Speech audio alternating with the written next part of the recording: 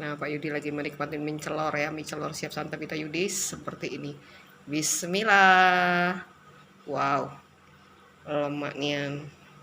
Hmm, hmm. Nah ini mie celornya.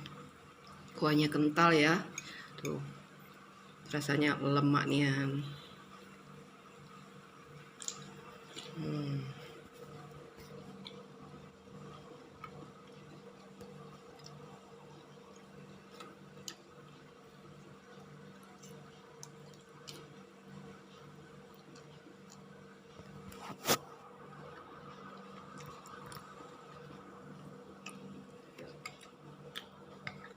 Tuh ada telur rebus.